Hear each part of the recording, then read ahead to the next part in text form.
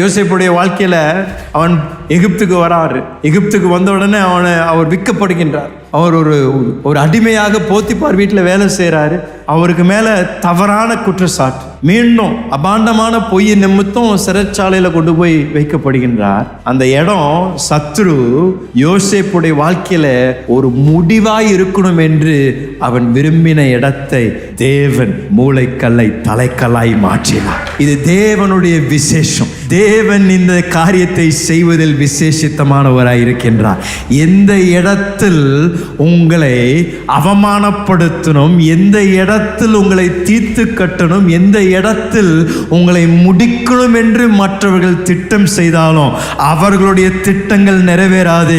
உங்களை உண்டாக்கின தேவன் உங்களை குறித்து வைத்திருக்கின்ற தீர்க்க தரிசன நோக்கங்கள் தான் நிறைவேறுவதை உங்கள் கண்கள் காணுமே தவிர சாத்தானுடைய சதி திட்டங்கள் நிறைவேறுவதை நீங்களும் நானும் காண மாட்டோம்.